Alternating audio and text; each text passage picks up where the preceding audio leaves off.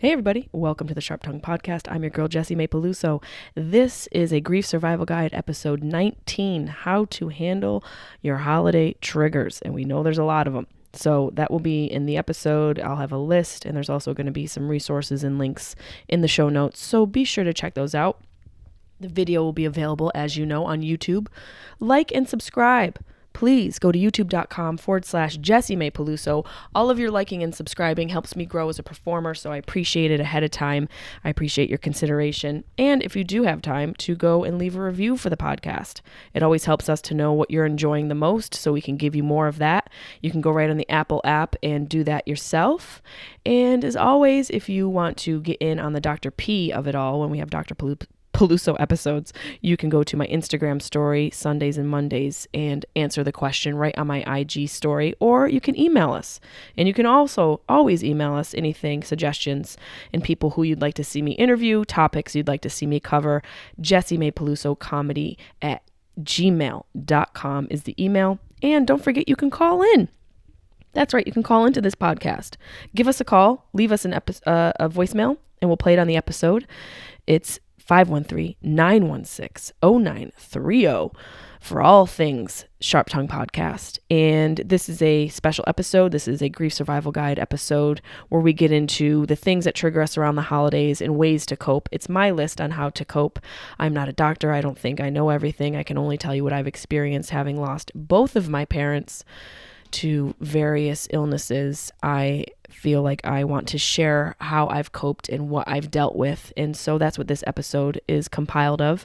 And if you guys also have any suggestions for future Grief Survival Guide episodes, people you'd like to see me interview, or specific topics, please email me at the email jessimaepelusocomedy@gmail.com and let me know what you're thinking. Without further ado, I hope you enjoyed today's episode. I hope you have a pen and paper ready and you can get something from it. It helps you survive this holiday season and more to come in the future. This is how to handle your holiday triggers.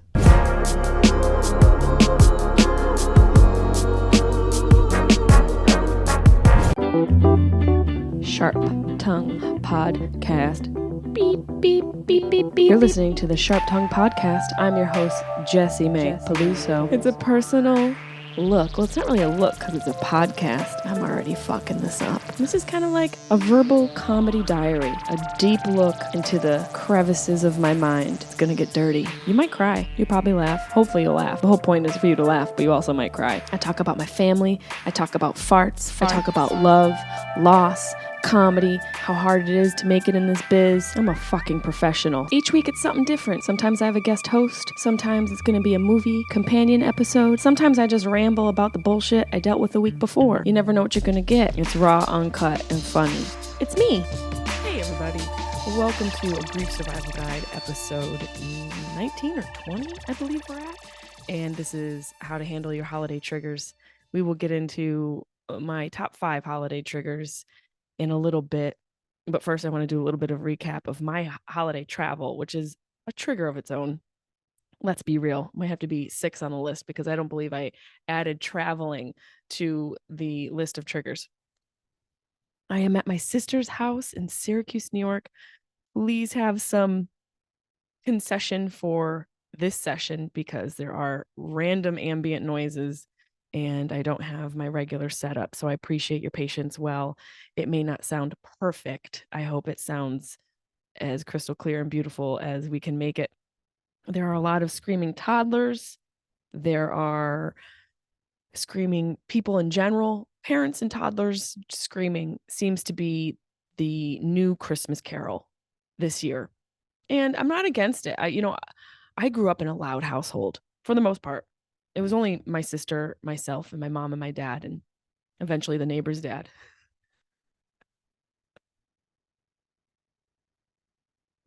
Yes, my life does make me laugh. My upbringing does make me laugh.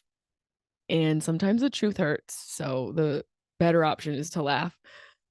My household was kind of loud. I grew up in a Sicilian setting, which just is really it's carbonara, it's sauce, it's Columbus Bakery bread, it's a lot of spaghetti and meatballs and screaming. And so I feel right at home.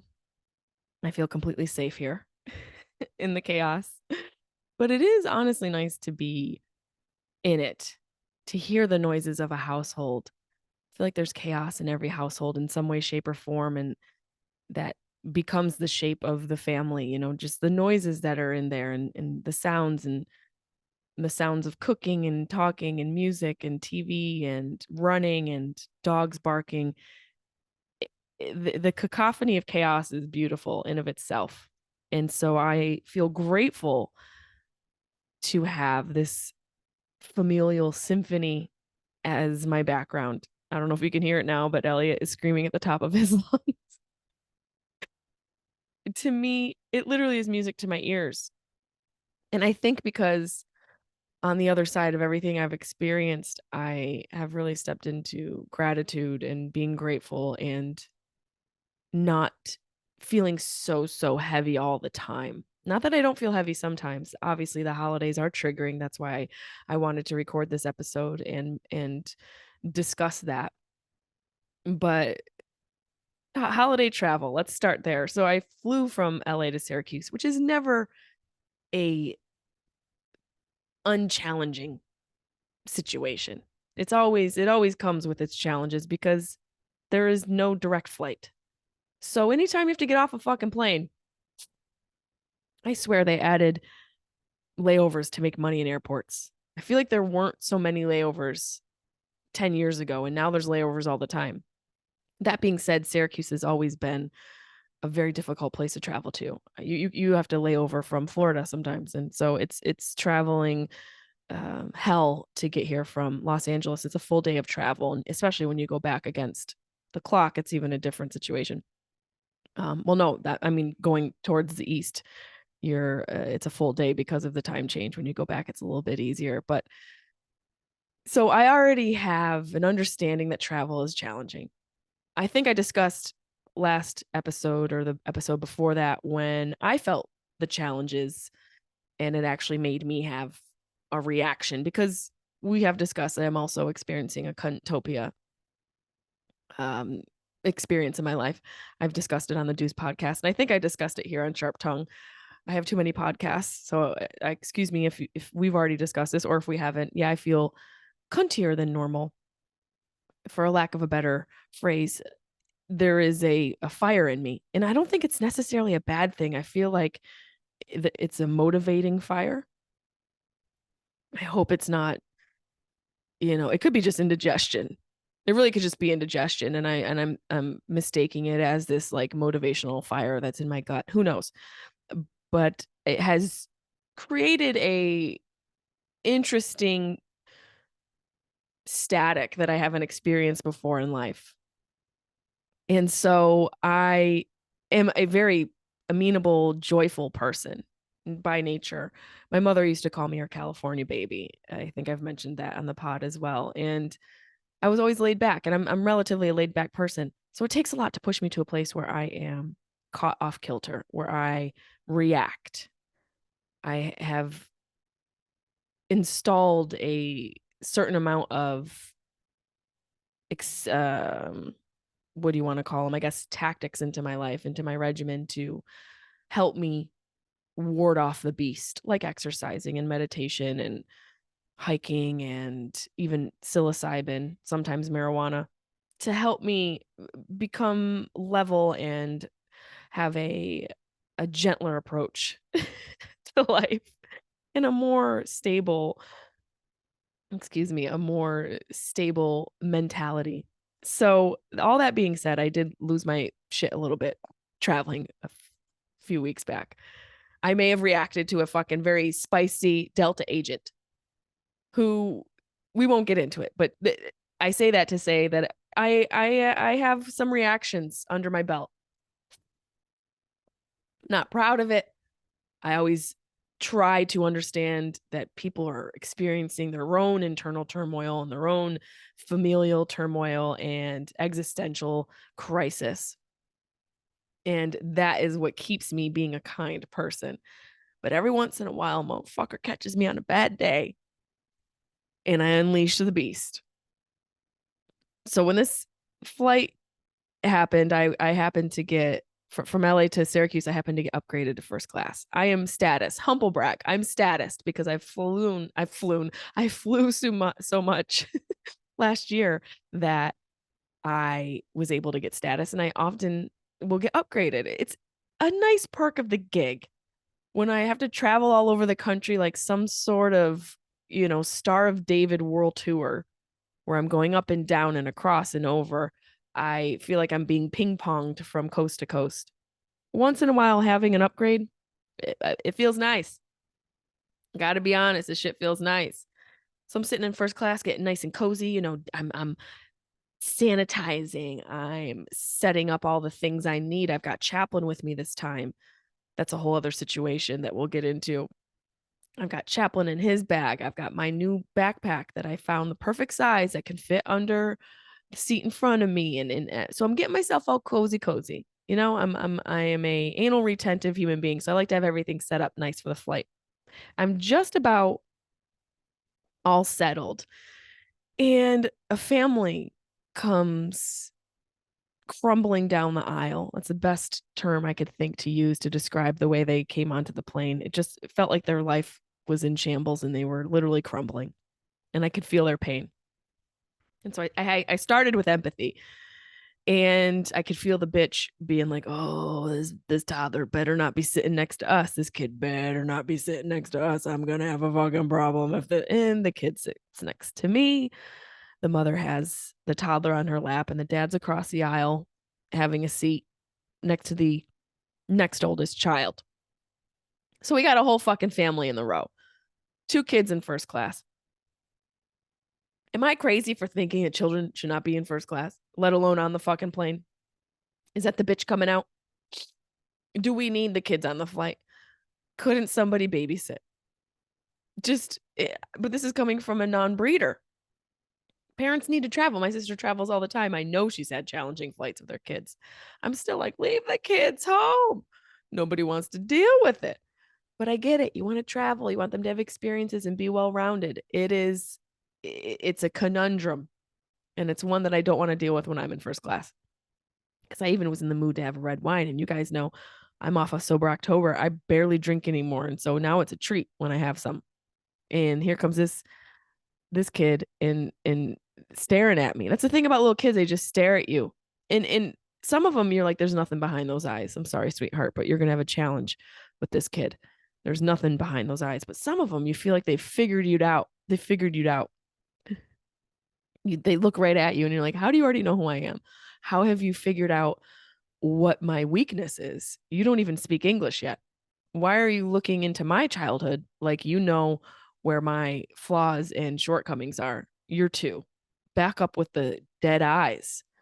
Back up with the deep stare. That's all you get with kids. Dead eyes or deep stares. The deep stares scare me more than the dead eyes because the deep stares are the ones that figure you out. By the way, Deep Stairs would be a great name for a novel. Throwing that out there for Stephen King.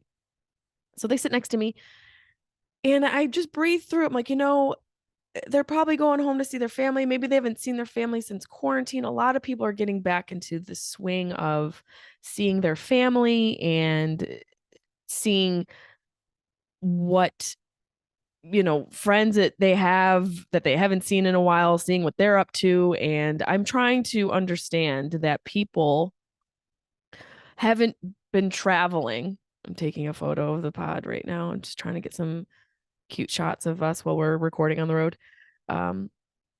It's an exercise in empathy when we're traveling and doing things now because people haven't been able to see their loved ones. So I'm understanding that this child that's sitting next to me is going to see someone they probably haven't seen. That being said, when I started to smell the diaper, I lost all my empathy.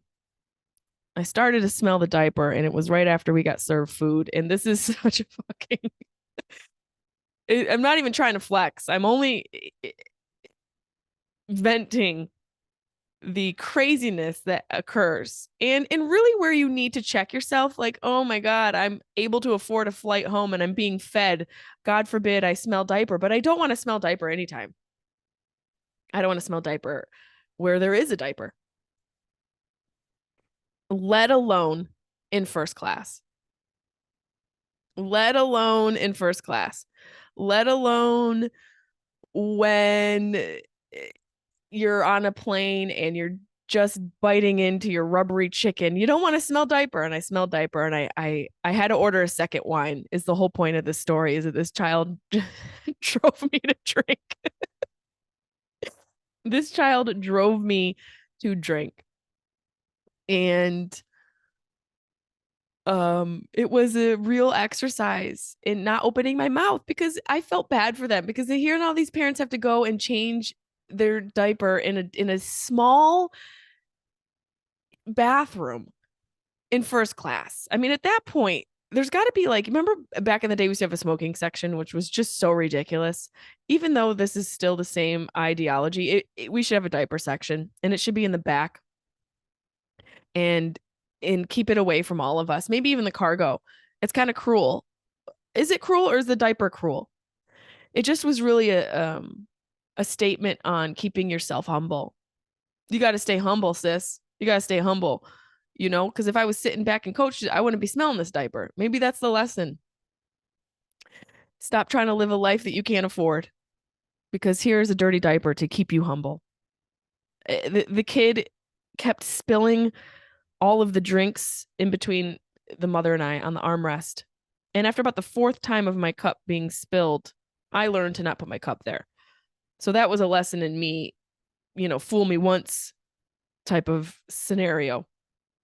And luckily it wasn't the wine, because I wouldn't have been so calm. I would have, but still, I felt so happy in my choice that I haven't had a child yet, because I could see the defeat in this woman's eyes. And I feel that pain when I'm with my sister, because she is trying her best and she's doing great as a mom, but it is challenging. These kids, all they do is challenge. So dealing with the diaper and the wine really was a humbling experience, and also a setup for me to be like, well, hey, this is a great tone for the holidays. A dirty diaper and some red wine. What could go wrong from here? What could go wrong from here? And on my flight, I usually teeter between getting some real work done and watching the shittiest movies on earth. I chose the latter, and I didn't choose a shitty movie. I chose a movie that I have always loved, and a movie that my neighbor Julian had seen for the first time. Julian's in his mid-30s and had just seen this movie for the first time and had a real appreciation for it and actually loved it. And him and I share this love of film. And he described this movie in a way that I didn't even realize as I was watching it when this movie came out, and then multiple times I've seen it. I didn't even watch it from this perspective. So with his perspective, I rewatched it, and it's Dirty Dancing. Everybody loves Dirty Dancing. But he discussed how beautifully written it was, and how it gets deeper and deeper within the characters, and how the dad evolves, and the tough subject matter, and the way with which the story is driving, and the characters are developing. And so I watched it from that perspective, and Dirty Diaper or not, I was emotionally moved by Dirty Dancing in first class. I was singing along with the songs, probably a little wine fueled there. I was crying.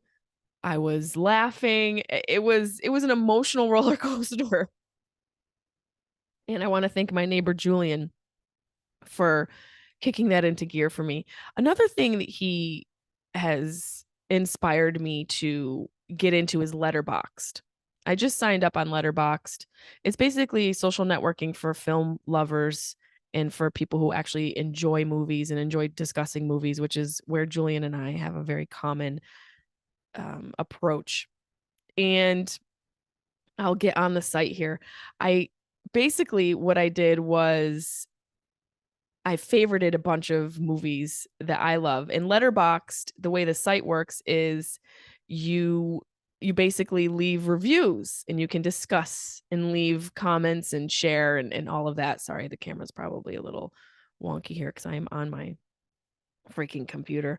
Let's get signed in. Here we go. So I hearted my favorite holiday movies, and I wanted to show you guys the it's just ridiculous, absolutely ridiculous. messages that people leave and comments that people leave on movies. Now, the list it's 2, 4, 6, 8, 10 of my favorite Christmas movies, and one movie that is debatably a Christmas movie. This movie is a very polarizing conversation, and we'll get to it last because I don't ever remember watching it. I know I've seen it. It just didn't make a mark on my brain. So let's start with a movie I just watched last night, A Bad Mom's Christmas, 2017. You got to watch it. Great cast: Mila Kunis, Kristen Bell, Catherine Hahn, Susan Sarandon, Christine Baranski. It's great. These reviews are hilarious. This one person said, "I'm in Christmas MILF heaven." A girl says, "Stunning, amazing, perfect, beautiful." Another says, "I so wish they went ahead with the Bad Grandma's spinoff. They really should have done a Bad Grandma's spinoff." Another person says, "I don't know. I thought it was fun. Catherine Hahn deserves more of these easy check gigs." I don't know if I would consider this an easy check. I think on the scale of things and jobs, acting's probably relatively easier comparative to, I don't know, a neurosurgeon. Sure, fair.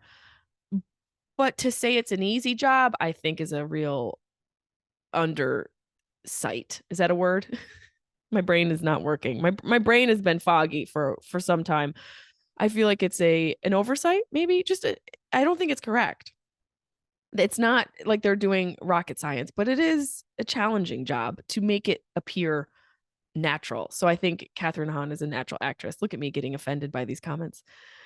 But this says 10,000 too many cheaply edited montage sequences aside. This isn't nearly as weak as people are making it out to be. And hot take, I know, possibly even more consistently humorous than the original. Plus, someone could cut out my right kneecap and Catherine Hahn's comedic delivery would still be capable of cheering me up. That's what I'm talking about. Catherine Hahn is a hero in this movie.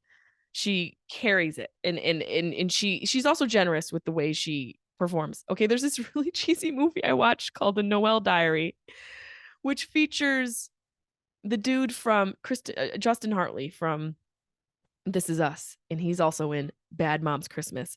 I watched this movie because I enjoy his acting, and he's also adorable. This movie, it's so cheesy. It's the cheesiest of cheese, and it's like the hallmark of it all. But I love these comments. This one person says, "Why does Noel have the handwriting of a founding father?" It's amazing. The font of the Noel Diary is that what it's called? Noel Diary. It is a founding father font. And I thought that was a very specific dig. Someone else said, "No writer has ever looked like that." And then someone else said, "I thought my TV froze at the end."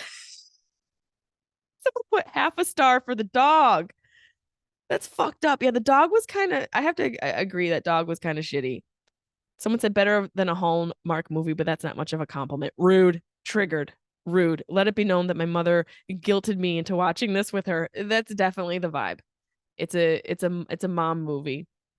Okay, we're gonna go through these kind of quick. Rare Exports. It is a thriller-ish, I believe a Scandinavian film. It's so delightful. One of my favorites. It's kind of up there with Krampus. It's just, you have to watch it. I'm not gonna read the comments because a lot of these comments weren't in English, so I couldn't read them anyways. But one person said, "This wasn't funny. This wasn't suspenseful. This wasn't scary. This was boring," which is just harsh. Go make your own movie.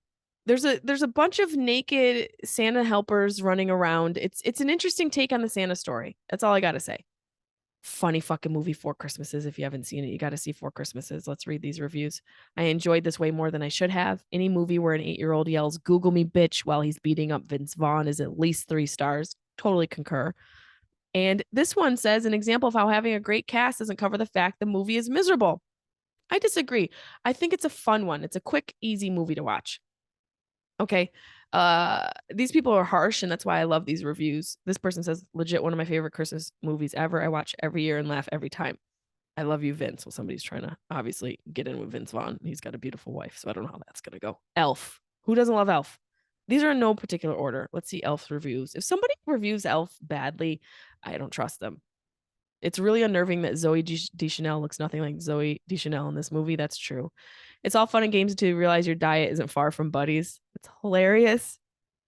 To anyone who doesn't like this movie, I say, I am sorry to cuss this much. You're cotton-headed ninny muggins. Yes, I agree.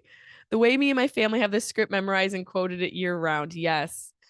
Am I sick? Yeah, but that's not why we're here. That's not why we're here. That's a quote from the movie. It's amazing. Love Actually. Okay. Now I'm on the fence about Love Actually. The older I get and the more I realize cheese is real. Even though I just got done saying the Noel Diary is delightful. There is a cheese element to this movie, but the cast is it's incomparable. And I think it's one of those, heartwarming, the easier watch of the Christmas movies for people who are going through holiday triggers. This one doesn't, in my mind, have too many. Maybe it has them all, and the way it's delivered, you can handle it, and it doesn't feel so heavy. Like a movie like The Family Stone. I don't even know when I'll be able to watch that movie again. And I'm not going to be a spoiler alert, but that movie is very heart wrenching.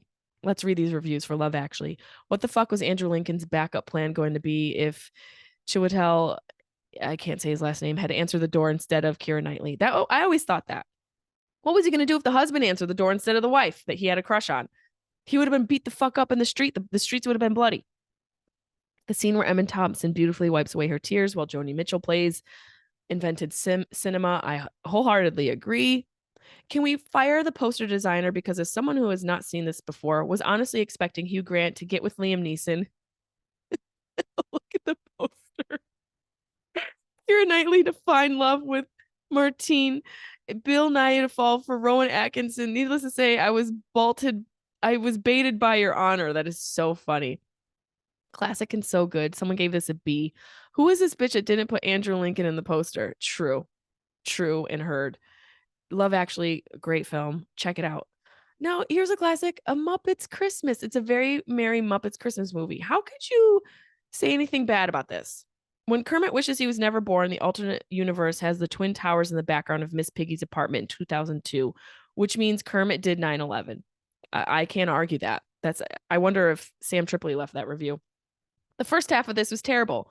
All 20-year-old references that stars hamming it up, and stars is in quotation. Ouch. Second half got a little better by ripping off It's a Wonderful Life and having Scooter cage dance seductively to an old off-brand instrumental of Nine Inch Nails' Closer. Wow. The Christian God plays a canonical appearance in this Muppet movie. I don't know what that means. Joan Cusack is a fun villain, but all the other human stuff is too dry. Wow, these people are rough. Comrade Kermit seizes the moment of production. Well, it's still a classic. It's crazy these people are tearing apart the Muppets, but hey, everyone's got a fucking opinion. Home Alone. Fucking classic. Can we say how classic Home Alone is? Still holds up. Even now, when you watch it as an adult, and his relationship with the neighbor is so beautiful. Let's see what these people have to say. Young Patrick Bateman. Maybe I can kind of see that. A small child and a duo of criminals attempt to brutally murder each other. Hilarity ensues. I don't know why this person left their version of what the movie logline would be. I think they missed the point. The second best Die Hard movie. And I remember what I said when I first started. Left Alone, so sad. Cried. See, that's the thing. I watched this movie and there was a sadness to it because of the neighbor, but then it's happy at the end. So all these movies, I think this list is a pretty solid list for being triggered this holiday season. Scrooged. Come on. You can't have Christmas without Scrooged. Bill Murray, I'm there all the way. What are these people going to say about this? Am I supposed to find the Scrooge character unlikable and annoying and irredeemable 75 minutes into a 100-minute movie? Need a fairy ghost of Christmas present to beat Jeff Bezos into paying his employees more. That's a solid comparison. Merry Christmas, you bitches. Took me a sec to fall in love and to fall into the tone and visual language here. Oh, I'm already bored by this review. But once I embraced the chaos and fell in love with the decisions, like the use of television to blur reality for a main character raised by TVs and working in an industry world where he never let himself grow out of. So funny, so scary. Time to watch more Christmas specials. Yes. This movie is a classic, and it's a take on Christmas Carol. with Charles Dickens and, Christmas Past, Present, and Future, Ghosts of Christmas Past, Present, and Future. And one of my favorite movies. Now, here's a movie we watch every year, and then we're going to get to the last one, and then we're going to get into the holiday triggers. National Lampoon's Christmas Vacation. I can recite almost the entire movie. Not bragging, just a fact. It's a classic. It used to make my dad laugh out loud. My mom would kind of tisk a little at it because it wasn't her sense of humor. My mother had a very sophisticated sense of humor, but my dad was the pull my finger, and here I am. And I'm not surprised. The reviews are people just reciting the movie. Not as good as I expected, but I had a good time watching it. Well, you know what, sir? You don't fucking get it. And then somebody else said the music by Angelo Badalamenti credit threw me for a loop. I don't know what that is. 'Tis a season again, whether when the shitter gets full. Exactly. When the shitter gets full, you know it's a season. It is a classic. So now we get to the movie that I spoke about earlier, Die Hard. Is this a Christmas movie? I don't know. I can't say that it is, but I'm not a fan of it, and I think fans think that it is. And so I don't think I have any place to say one way or another. Let's see what some people had to say about it.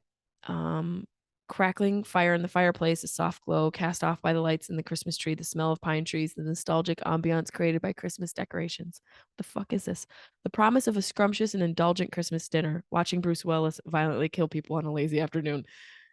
I shouldn't have interrupted it. It was perfect. That's my problem. I definitely should have interrupted that review. Die Hard is about a closeted gay man decided not to live on the beach with the bad guys. He eventually chooses to return to his normal life and sad life with his wife. This is a gay tragedy. Someone said, "Help, cowboy." You guys have got to check out Letterboxd. It's ridiculous. It is so insane, and not like so insane, but the reviews are hilarious. So, yeah, I just wanted to go through my Christmas list of movies. I'll put it in the show notes on the podcast so you guys have those. And I keep itching myself. I apologize. I don't know why I keep itching myself. I don't do cocaine, and that's usually what people who do cocaine do. Speaking of holiday triggers, let's get into how to handle your holiday triggers. Now, there are many types of triggers. They're family and travel, alcohol abuse, depression, drug abuse, deadlines, family, finances. The list of holiday triggers goes on and on. And I think that the most important thing for me, number one, the way to handle holiday triggers is to be aware, have awareness about what your triggers are. And how do I know? And I'm not a doctor. I'm not claiming to know everything. I'm only speaking from my experience and things that I have been through and the ways I've been triggered, is to be aware to your behavior. And if your behavior is toxic or abusive to yourself or others, you find yourself acting out or reacting or being reactive, that can be a sign that you have been triggered. And knowing that your triggers are going to show up a little bit stronger during the holiday season is a way to get ahead of it, and most of us have regular triggers in regular life, but for some reason around the holidays, it's sentimental. It can induce depression. It can make us want to drink more and make us want to seek immediate relief. And usually the solutions for immediate relief have prolonged adverse effects. So that's why I chose to discuss this today and to get into holiday triggers. So number one in dealing with your holiday triggers for me is awareness to them, awareness of what my triggers are. And for me, with my parents being dead and having been a student to grief, the holidays in general are a trigger for me. And I know that it can make me retreat and retract and go inward. I've noticed that about myself. And I've been open about realizing I did suffer from depression after having the honor of being involved and having the access to a world-renowned psychiatrist and having him scan my brain, having a tangible data to show the depression. So knowing that I have that tendency, I have challenged myself this year to be more social, to get up. And when I'm feeling the depression pull me, I'll get up and go to the gym, meditate. My sister has a gym here. I'll meditate. I will play with the kids. Sometimes I'll take a nap and rest. It's really about listening to your body and seeing what you need most in the moment to deal with that depression for me, and knowing that the holidays, having awareness that the holidays in general are triggering, and that a trigger for me, luckily it's not drinking. Luckily, I don't want to go to the bottle. I don't want to abuse my body. I don't want to take things and numb it. I just feel pulled inward. And because I'm naturally a very laid back and a joyful person, that shift is very apparent for me now. Having all of the awareness I've developed from doing work on myself and continuing to do work on myself, I can feel that pull more now. And the awareness to it is stronger now. I think also proclaiming it helps, acknowledging that I had depression, and making it this, and almost making it outside of myself and viewing it from a different POV has allowed me to have more control over it. The first way to deal with your problems is identify that you have a problem and admit that you have a problem. So number one, my awareness of my depression and awareness of my holiday triggers has helped me. Number two, for dealing with your holiday triggers, are boundaries, creating space around yourself to allow yourself room enough to cope. We always talk about giving people room enough to grow, but what about room enough to cope? And my sister and I are really good about that. We both know that we've dealt with grief differently. We both know that we need different things to deal with that, and what that means for us. My sister is a very social person, and she thrives off of being social. And I think that she gets a lot of healing from that and finds a lot of purpose in being there for her friends and her family and people in her life. And I can almost go the opposite way.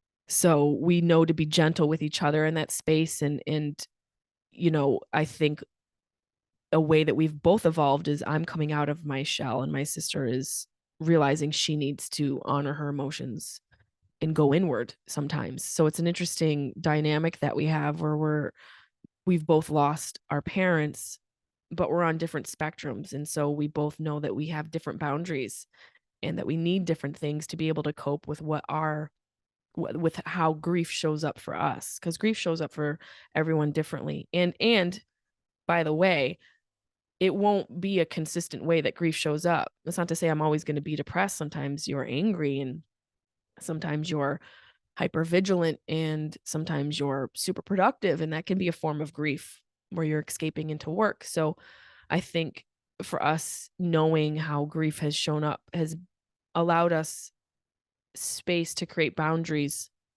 so that we can cope, and so that we can deal with it.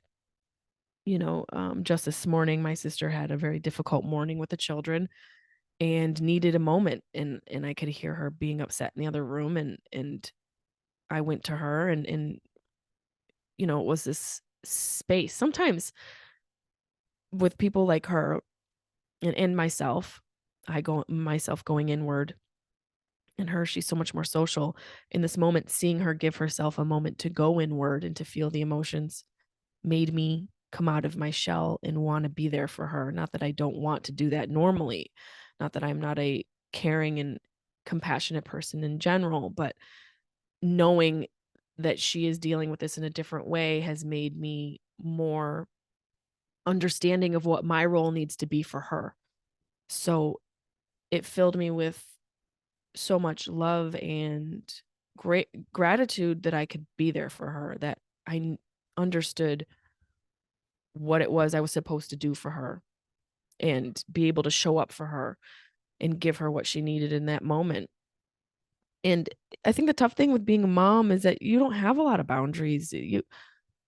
Everything is so interwoven into your life. And I think that's why it's important for the spouses to understand that, and to step forward and say, what do you need? How can I help you along the path of your grieving? How can I show up for you? Do you want to be alone when you're feeling a certain way? Do you need to be brought out of your shell? Do you need me to encourage you to be social? Do you need me to give you space?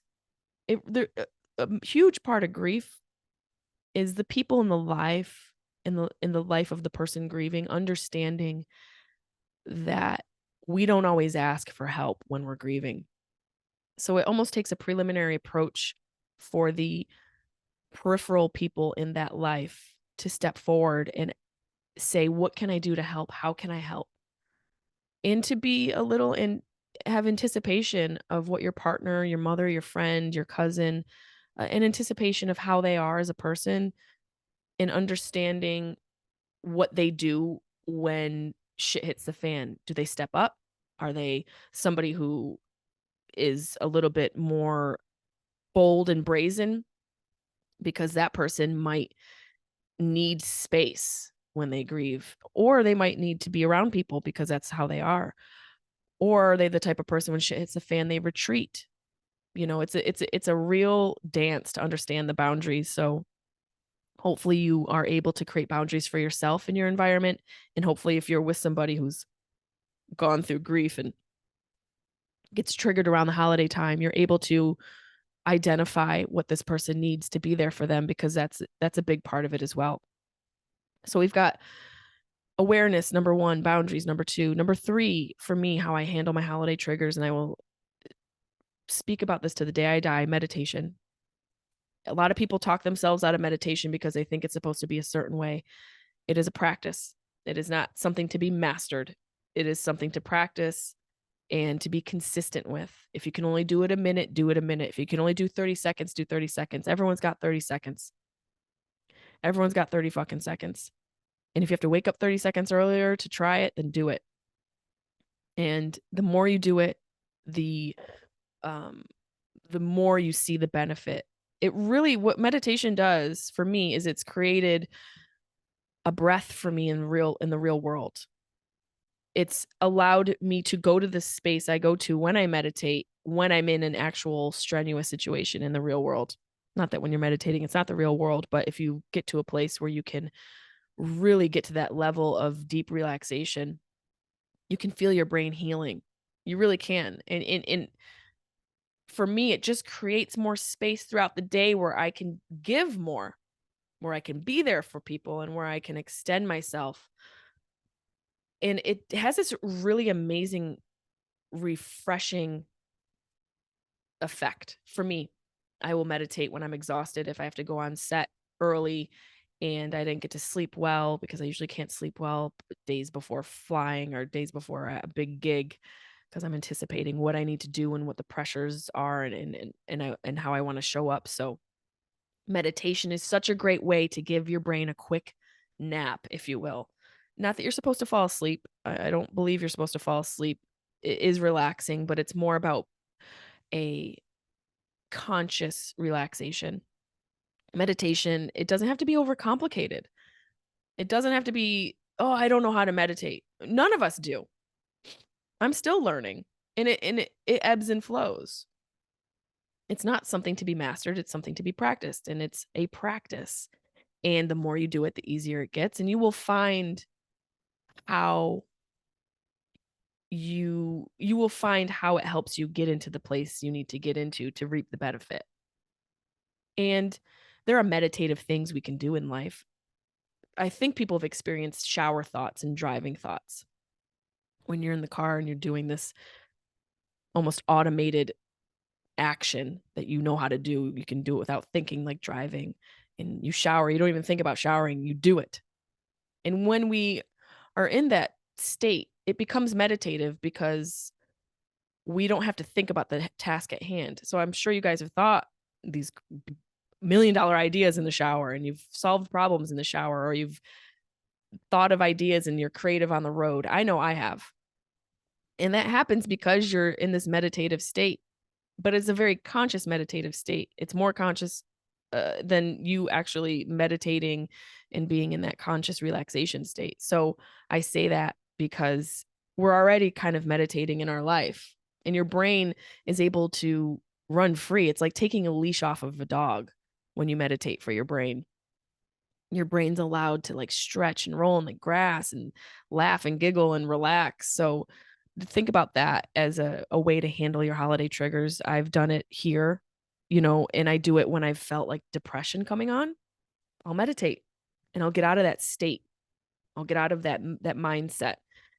And I know I've referenced it so many times, but the biggest takeaway I got from doing the UPW seminar with Tony Robbins, the Unleash the Power Within seminar, is getting out of, you have to be in a certain mindset and getting into a certain state.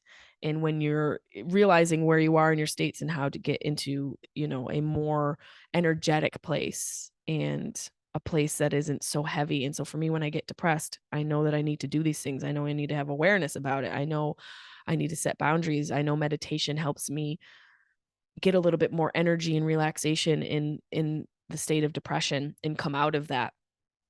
Number 4 for how to handle your holiday triggers: movement. It's almost like so obvious. Movement is the number one. To me, it should be number one, but you can't have it without awareness. That's why I chose to have awareness as number 1 for my list. Movement to me is the ultimate state shifter. If you're sad, if you're angry, even if you're hungry, if you're depressed, anxious, an array of emotions, movement has this magical way of moving those emotions away. It almost cleans out your shitty thought filter, that thought process. And it can be any kind of movement. Again, I think we overwhelm ourselves so much. We make it so much harder than it needs to be. You don't have to move for an hour to get a benefit. Obviously, the benefit will be much stronger if you're doing more exercise, lifting heavier, walking further. The further and harder you go, the more benefit you're going to reap. I should have rhymed. I should have said the further and harder you go, the more benefit you sow. But I think sowing is different than reaping. Anywho, I'm not a farmer. Movement is vital. Movement has to be in your repertoire. It's got to be in your toolbox. You can 5 minutes, get on a treadmill for 5 minutes, go for a walk around your block for 5 minutes, being outside in nature, walking through nature, anything, any sort of jumping jacks, fucking anything. And, again, I'm not saying that this is going to help with every one of what your triggers are. These are the things that I have implemented into my life that help me switch that state, whatever state I'm in, whatever's triggering me. Because I know that my trigger, I'm going to go into depression. So I know if I feel triggered, I either need to move, I need to meditate, I got to set these boundaries. I already know I'm aware of what it is. So movement is so key and vital. Number 5 on the list of how to handle your holiday triggers: motherfucking marshals. That's right. Marshals made the list. I'm not talking about fire marshal. I'm not talking about your Uncle Marshall. I'm talking about Marshalls. I'm talking about the store that is the answer to all of your dreams. All of your dreams come true in Marshalls.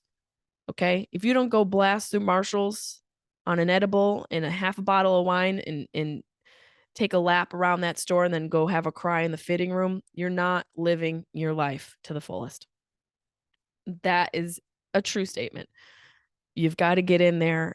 You can get a gift for anyone, even, someone you don't know. You get gifts for future people you might meet. It is a magical place. I go there every time I come home. Marshall's it makes me feel happy. There's so many memories there. And literally you can get anything, your dog, your aunt, your dog walker, your aunt who just became a lesbian, your aunt who just transitioned, your teacher, your ex-boyfriend, your friend's husband, your mailman or woman or person. There's a gift for everybody in Marshalls. Marshalls is the gift, really, this holiday season. And my sister and I have already been there. I went in a little stoned and started eating the snacks. I have to be honest, I did sample. Try before you buy, right? I was in line eating the stuff that I had not purchased yet. And that made my sister laugh. We always laugh so hard when we go into Marshalls because we just find things like, oh, Yeah, I need some gym gloves. Oh, I need a new water bottle. Oh my gosh, look at this Christmas Eve wreath. I didn't even know that was a thing. They also have a Valentine's Day wreath. Well, I might as well get a wreath for every fucking holiday and just hang them up on the house and let people know I celebrate everything because I don't want to be canceled for not celebrating all the holidays. So I'm going to buy all of the decorations. There's decorations, there's snacks. You can get bags of pasta. You know, you can get bags of pasta at Marshall's. You can get olive oil. You can get avocado oil. You can get keto. They have a whole keto section. Do you need Himalayan sea salt? Fucking forget about it. They have a whole section of Himalayan sea salt. Hey, are you out of cacao? No worries. Blast over to Marshall's. They've got cacao, bags of cacao. Do you need some spicy seasonings? You better bet your bottom dollar you do. And you know who has it? Marshall's. You can spice up your taco and you can decorate your house. Marshalls, that should be their new slogan. But I wanted to throw that in there because I freaking love Marshalls. So let's recap how to handle your holiday triggers. Number one, we've got awareness, knowing what your trigger is, knowing what that's going to look like for you. Is it your family? Is it the finances? Is it work? Is it the holidays in general? You have to know what your trigger is and you have to know where you go when you get triggered. I know the holidays trigger me and I know I go into depression. You know, if the finances trigger you, are you going to start drinking? It's important to understand where you're at in the line of being triggered. And I think with the holidays, we have so much going on. People are being broken up with. We have deaths. We have people getting laid off. When those things happen in the regular time, when there's not a holiday associated, not that it's not easy to deal with, it's a little bit more manageable. But you throw in the holidays and all of these things happening, it can be much harder to deal with and to manage. So that's why I wanted to make this list. So awareness, number one, boundaries, creating boundaries for yourself and boundaries for your family and showing up for your family and understanding what their boundaries are. Number two, meditation. It can be used in so many different ways in so many different times of the day, and it can really supplement a lot of different issues in your life. And I recommend when you're in theta, which is kind of when you're waking up and your brain is still getting rid of getting rid of all that DMT and waking you up and shooting cortisol into your body. I think that's what happens. I don't know. I've heard a few podcasts. I could be wrong. But in that moment, early in the morning, I enjoy meditating then. My phone's right there. I got my ear pods, boom, and I get it done. But I also will sometimes implement meditation as I see fit throughout the day, sometimes multiple times a day. Movement. Get moving, motherfucker. Get that blood flowing. Once the blood flows, the anxiety goes. Honestly, it is such a foolproof way to manage your anxieties, your depression, your sorrow, your hyperactivity. It is such a great way to deal with any sort of angst that you're experiencing. And it's free. You can go for a jog for free. You can go for a walk for free. You can do it for free and get creative. People learn that during quarantine. There's so many free things on YouTube and apps now. So there's no excuse. And number five, motherfucker, Marshalls. I'm a Maxinista. I'm a Marshalls girl. I am a Ross Dress for Less princess. I will include the links that discuss different triggers and put that in the show notes. I asked Twitter about their holiday triggers and I asked how they handle it. And I want to read off a couple of my favorites. People showed up, people are experiencing triggers all over the world. And Twitter was no did not disappoint. Where's the freaking, let's see. Let me see if I can freaking find it. I should have had this ready to go. I apologize. Where's our holiday triggers? Oh, that's a cute video. There's the deuce. I said it seems like the Audacity supply chain hasn't been affected by COVID at all. Wonder where men store it all. That's hilarious. Thank you so much. Did it get deleted? I hope it didn't get deleted. I had it right here. Maybe I've tweeted so much and I didn't even realize it. Hold on, guys. Here we go. Scrolling. Um, mm, did it get deleted? Whoa. Did Twitter delete me because I talked about holiday triggers? That's really freaking weird. Or am I just... Okay, here we go. Thank you. I wrote the holidays can be triggering: breakups, illnesses, and deaths. The hits keep coming. Tell me how you cope with the holiday triggers. Here's some other triggers, or here's some other ways to deal with triggers that we've got on from the fans on Twitter. Dogs, great idea. Dogs are a great way. Also a great way to move. If you have a dog, get out there and move. Ignoring myself through consumerism. That's an honest approach. Shopping. I mean, I put Marshalls on the list. I can't hate it. Boozing and mocking relatives. Well, not the healthiest way, but I didn't say a healthy way to handle your triggers. I just asked how they cope. So we have to respect the honesty.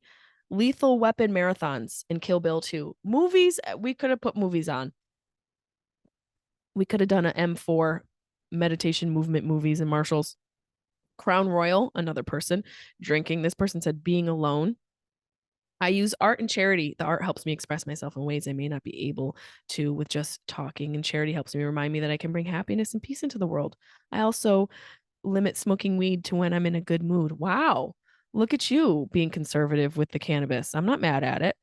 Same energy year round. I only take the gun out of my mouth when I'm in public. Wow. That's deep. This guy, Jeff Porter, a fan of mine, laughs and weed. I appreciate that. That's a real approach. Someone said shrooms. Here's one of my favorites. A little marijuana, a little bit of pasta. Forget about it. Merry Christmas to you and yours. Hashtag Mae Bae. That's right, Mae Baes. You're my Mae Baes. You've got this, Mae Baes. I'm not a doctor. I am not somebody who claims to know everything. I can only share what I've experienced. And I honestly think you guys can get through this. Awareness, boundaries, meditation, movement, and Marshalls. I will put the list in the show notes. I will put the links in the show notes. Don't forget to come see me New Year's Eve in Syracuse at the Funny Bone with my girl, Kalia McNeil. That's the 30th and 31st. 2 shows each night to see me, 4 opportunities to see me. Tickets are available on my website. And I'm excited for the new year. We've got a lot of stuff coming down the pipeline that I've been working very hard on, and I can't wait to share it with you guys. I appreciate your support so much, and I hope you get through your holiday triggers. You got this shit.